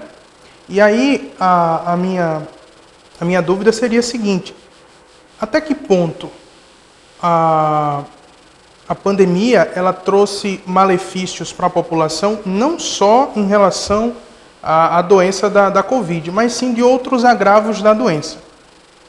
Como é que você observa essa situação? Com certeza, sim. Inclusive, essa questão da saúde mental ela é chamada da terceira ou da quarta onda da Covid, por duas dimensões. Uma primeira dimensão é da própria reflexo da própria Covid. Você imagina, já são 206 mil óbitos no Brasil, os familiares dessas pessoas, né? E não só isso, um estudo recente também demonstrou que 60% das pessoas que têm Covid, depois de algum tempo ainda apresentam sintomas. Inclusive sintomas que dificultam essa pessoa para trabalhar, dificultam essa pessoa de manter uma rotina de atividades diárias e acabam levando também a problemas de saúde mental. Então, a repercussão direta da própria doença, ela é muito importante da gente observar. Mas tem também a repercussão do fato de que, para prevenir a Covid, a gente precisa de ações de isolamento e distanciamento social. Certamente isso impacta também, né? Da pessoa não poder abraçar, da pessoa não poder ter o convívio com as pessoas que costumava ter. E aí isso nos deixa dois recados. O primeiro é que algumas pessoas estão pensando assim, não, é melhor eu ter logo Covid, aí vai ser um caso leve, eu tenho um determinado histórico, então é bom eu já ter isso, que aí eu posso voltar a fazer as coisas como eram antes. Infelizmente, não é bem assim, né? Muitas vezes não é isso que acontece, né? Então a gente precisa estar muito atento a isso. Eu já tive Covid, então não vou precisar me vacinar. Vai precisar se vacinar sim. E a outra questão é a gente também estar atento a dar apoio para essas pessoas, né, que seguem isoladas, que seguem, e que isso é importante, né? Não puderam, essa perspectiva que a gente trouxe, no Natal só comemore com quem, só celebre com quem é do seu convívio doméstico já, né? Então isso vai permanecer por um tempo, mesmo com a vacina. Então a gente precisa estar atento a essa reação também, que pode levar a problemas de saúde mental. Nesse pensamento de que pessoas que já se infectaram com Covid, hoje sai um estudo que diz o seguinte, olha só, adultos de até 54 anos, recuperados da infecção por coronavírus, apresentam imunidade por ao menos 5 meses.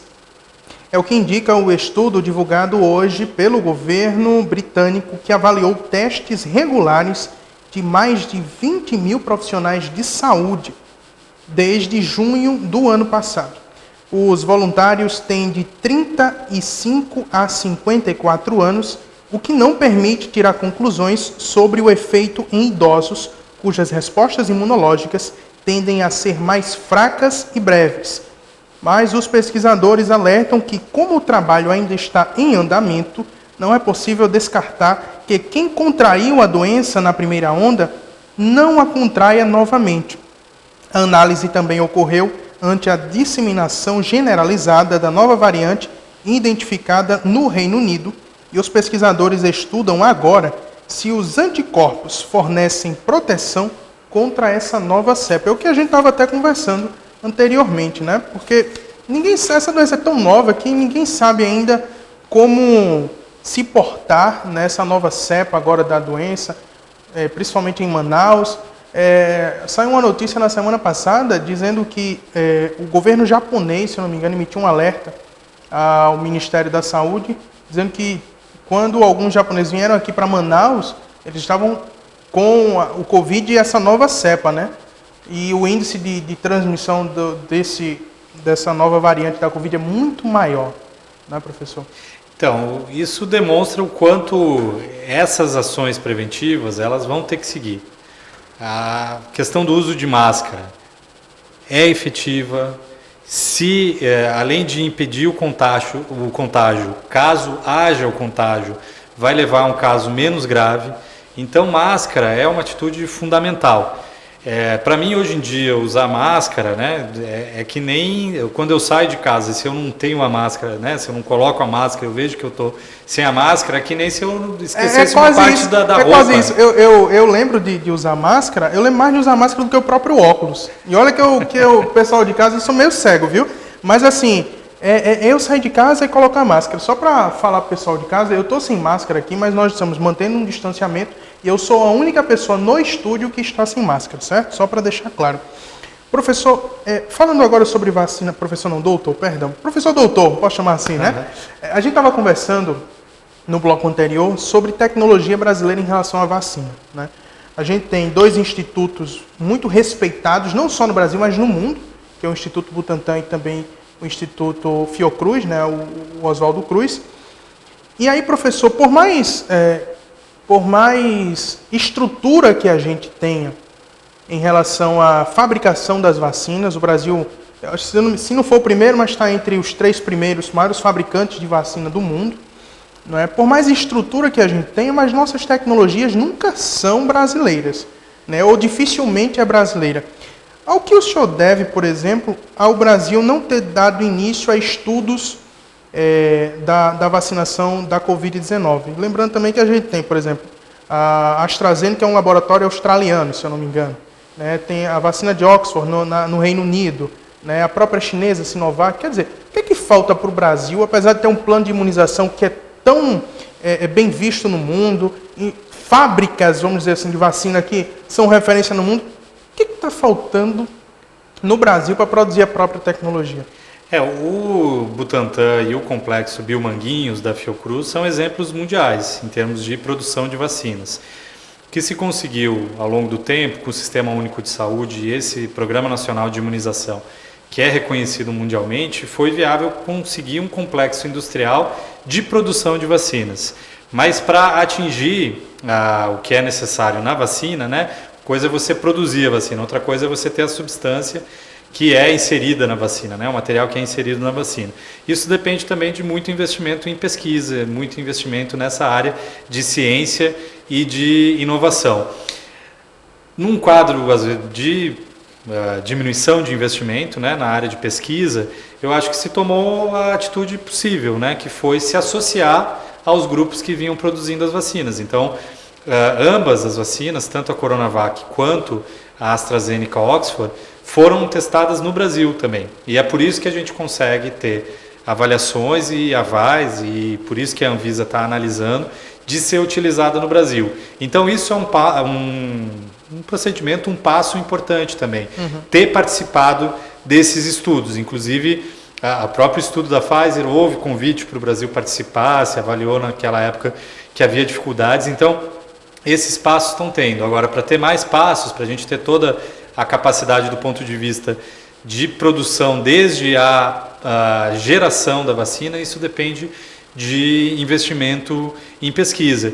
E o que aconteceu também é que acabou se investindo em avaliar alguns medicamentos que se demonstraram não ser eficazes, mas não conseguiu se investir na produção da vacina. Então, até olhando do ponto de vista do papel que a universidade tem, o papel que a ciência está tendo, né, o quanto em um curtíssimo espaço de tempo se conseguiu atingir uma vacina com a eficácia necessária, isso reforça o quão importante é investir em pesquisa, o quão importante é investir em ciência no Brasil. Eu fiz essa pergunta porque, se a gente olhar como um todo, né, a gente já tem vírus que vem atingindo a humanidade já não é de hoje. O coronavírus ele é uma pandemia, mas a gente já teve epidemias, né? Como, por exemplo, a H1N1. Foi considerada uma pandemia da H1?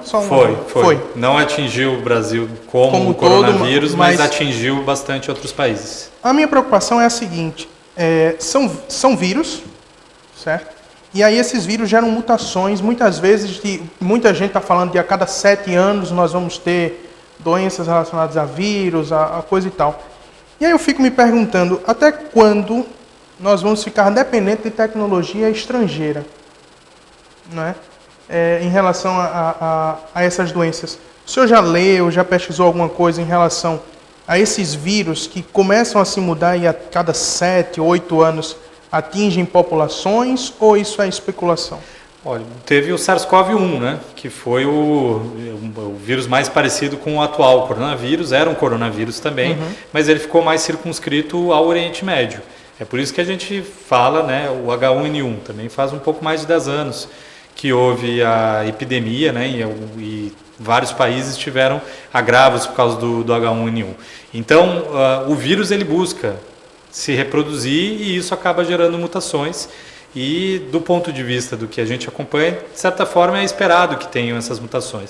Agora, o quanto essas mutações geram vírus com potencial de transmissão e com capacidade de formas graves, a última vez que a gente havia visto foi na gripe espanhola, há 100 anos atrás. Mas que é provável que daqui a alguns anos a gente tenha novamente outro vírus também que possa trazer consequências, e eu espero que a gente aprenda com essa experiência de agora, é bem potencial. E aí eu acho que o Brasil precisa, né, tem cientistas muito qualificados, tem centros de pesquisa muito qualificados, e com isso a gente possa vislumbrar com o investimento na ciência e tecnologia que a gente possa ter a produção da vacina a partir do Brasil. Outro exemplo, né, não só o complexo industrial do ponto de vista tecnológico da ciência, mas até mesmo de insumos para os serviços de saúde. Esse debate que está tendo de seringas agora. Então, a gente tem que olhar para a necessidade do Brasil ter autonomia de produzir uma série de insumos, uma série de materiais que são necessários para os serviços de saúde. O senhor falou em insumos, inclusive, olha só, o secretário de Saúde da Paraíba, Geraldo Medeiros, gravou um vídeo desmentindo o Ministério da Saúde de que a Paraíba não possui seringas suficientes para a primeira fase da vacinação da Covid-19. Mostra. Em relação à informação do Ministério da Saúde ao Supremo Tribunal Federal de que alguns estados não dispunham de seringas e agulhas suficientes para o início da vacinação, essa é uma notícia e informação antiga. A Paraíba dispõe de agulhas e seringas suficientes para a primeira fase da vacinação. Estamos recebendo agora no início de fevereiro mais 400 mil seringas e agulhas. Então a população pode ficar tranquila que o Estado tem seringas e agulhas suficientes para essa primeira fase, que representará idosos acima de 75 anos, ou então aqueles acima de 60 anos que dispõem, que vivem em asilos e abrigos, os profissionais de saúde e os indígenas que residem em terras indígenas.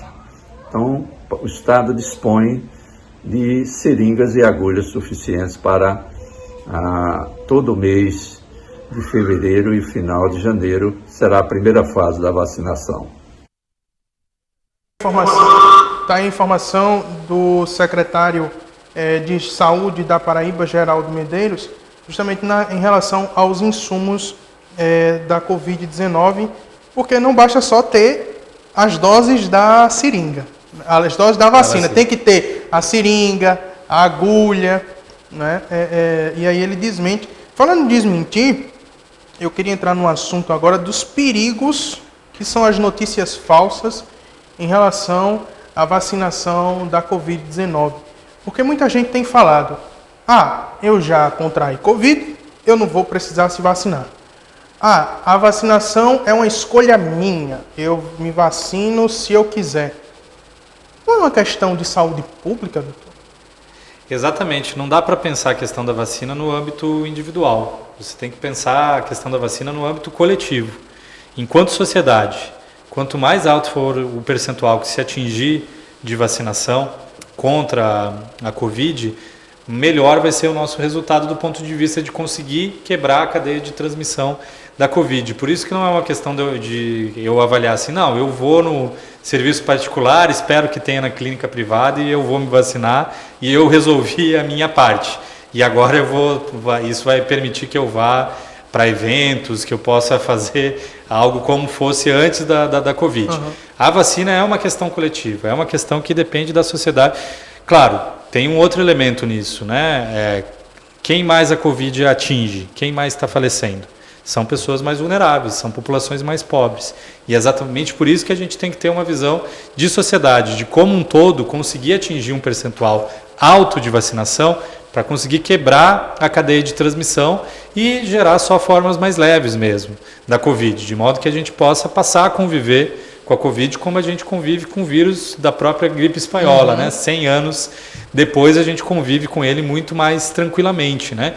Então é uma questão coletiva e aí a gente vai precisar que as pessoas, né, entendam quando a gente fala em eficácia, são estudos muito sérios, são instituições muito sérias que estão vendo isso. Às vezes façam comparações utilizando o percentual de eficácia, por exemplo, da Coronavac, é o percentual preconizado pela Organização Mundial de Saúde, né? E que possa ter uma adesão muito grande a essa campanha de vacinação, exatamente para não estar só me protegendo, está protegendo a coletividade, está protegendo todas as pessoas, né? Eu estou protegendo também as pessoas com quem eu convivo, ou muitas vezes as pessoas com quem nem eu convivo, mas que se eu estivesse transmitindo o Covid, de alguma maneira poderia chegar nelas. Então essa é uma questão muito importante, a gente precisa de uma adesão muito alta à campanha de vacinação para conseguir evitar uma transmissão como está acontecendo agora com tantas pessoas suscetíveis à Covid. Então a vacinação é fundamental. É só para trocar e-mails, por mais que o pessoal que está nos vendo, nos acompanhando nesse momento, por mais que diga assim, a Coronavac tem 50%, mas é um 50% que metade não vai pegar, isso é comprovado, e a outra metade pode até pegar, mas vai ter sintomas levíssimos. Né? Um percentual muito pequeno de casos moderados, né? Que precise de um atendimento hospitalar, mas coisas simples. Né? Então, assim, acho que o pensamento que o pessoal deve ter de casa não é do número da eficácia da vacina, não nesse momento. O importante é a gente desafogar a questão dos hospitais, a questão das UTIs e de tudo. E aí sim, a gente vê essa questão de outras doses, né, que a gente estava até conversando, só para inteirar aqui na conversa, a gente estava conversando sobre essas 2 doses no intervalo, a gente nem falou isso no ar. Muita gente fala nas 2 doses, doutor. Uma dose só resolve? O que é que a segunda dose faz? Queria que o senhor tirasse essa dúvida, que eu acho que muita gente tem também. A depender da vacina, uma segunda dose pode aumentar o potencial de imunidade que a vacina gera. Mas isso nos remete de novo a essa discussão, que é uma discussão coletiva. É mais interessante a gente ter uma maior parte da população com um grau de imunidade, com uma memória imunológica suficiente para evitar casos moderados e graves, para evitar a hospitalização. E aí vai ter que se avaliar qual que é a viabilidade de uma segunda dose. Isso precisa de um certo tempo de acompanhamento. Hoje a gente sabe que as vacinas que tem no Programa Nacional de Imunização, que a maioria são feitas nas crianças, e os testes agora das vacinas para Covid são todos em adultos, né? As vacinas feitas em crianças, elas necessitam de 2, 3 doses em alguns momentos, depois de um certo tempo, às vezes mais de um ano, precisa de uma nova dose. Então a gente vai estar avaliando isso também, né? Mas desse ponto de vista, de que pelo menos uma dose nesse momento, se conseguir atingir um percentual alto da população, isso certamente vai evitar casos graves. Eu acho que esse é o nosso primeiro grande objetivo. Por isso que, atingido esse objetivo, a gente vai poder ver o quanto vai conseguir romper cadeia de transmissão. E aí, rompendo cadeia de transmissão, evita também não só os casos graves, mas como evita também os casos leves. E a gente também vai ter que avaliar o que possivelmente vai precisar todo ano já ter modificações na vacina para conseguir enfrentar esse coronavírus. Como já acontece na vacina da gripe, que sempre tem mutação, sempre todo ano tem campanha de vacinação contra a gripe. Acho que vai também beirar por esse caminho, né? Se o coronavírus tiver esse comportamento também, certamente em 2022, nova campanha de vacinação contra a Covid. Então, algumas coisas a gente já pode vislumbrar, inclusive essa questão de que mesmo vacinado, segue a necessidade das medidas de proteção, né? As medidas de prevenção, de uso de máscara, de distanciamento. Eu não vejo uma perspectiva diferente nesse sentido em 2021, por exemplo. A gente pensar que possa ser um ano em que a gente já tenha aglomerações novamente. Então a gente já tem que olhar pela proteção, pelo cuidado com as pessoas, colocar a saúde, né? Seguir colocando a saúde em primeiro lugar, exatamente para evitar novos quadros, né? E situações como essas que a gente está vendo em Manaus. Doutor Felipe Proenço, muito obrigado pela entrevista de hoje. Agradeço em nome de toda a equipe do Master News e deixo o microfone aberto para suas considerações finais. É isso. Obrigado, Matheus. Vamos seguir conversando. Não vamos entrar, né, em correntes de WhatsApp que dizem para as pessoas não se vacinarem, né? Estamos trabalhando com vacinas que têm a eficácia necessária, que tenha a eficácia exigida pela Organização Mundial de Saúde e que a gente possa conversar novamente assim, já tendo iniciado a campanha de vacinação, certamente a gente já vai ter um outro quadro epidemiológico na cidade de João Pessoa e no estado da Paraíba. Assim esperamos. Muito obrigado. Olha só, e uma postagem sobre o aeroporto Castro Pinto viralizou nas redes sociais nos últimos dias. É nessa imagem que você está vendo aí na tela. Olha só, um homem reclama sobre a falta de ar-condicionado no terminal aéreo aqui de João Pessoa. O internauta se queixou com o Ministério de Desenvolvimento e a Infraero pelo fato de, segundo ele, o aeroporto estaria sem ar-condicionado.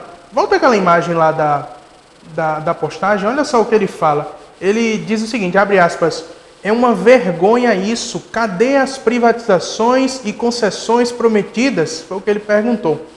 E aí a Infraero deu uma resposta aí, né, dizendo que não é mais ela que administra o aeroporto, né? Quem administra o aeroporto é uma empresa espanhola chamada Aena, que ganhou a concessão para administrar o aeroporto pelos próximos 30 anos.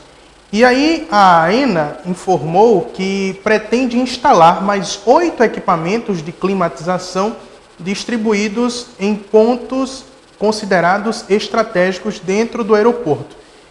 A privatização ainda virou um tema entre os internautas. Uns questionaram sobre o posicionamento de alguns brasileiros que acreditam que a solução para o mau funcionamento das instalações públicas e a entrega à iniciativa privada. Isso seria bom, né? Outros já questionam com frases mais irônicas. Muita gente diz assim, mas não era só privatizar que melhora, né? E aí fica para a gente pensar mais sobre isso. Bom, o Master News desta quinta-feira vai ficando por aqui. Lembrando que amanhã Aldo Schuller estará de volta aqui na bancada do Master News.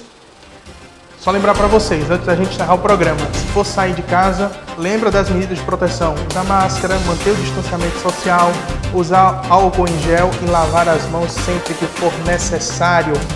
Eu vou ficando por aqui, até mais, tchau!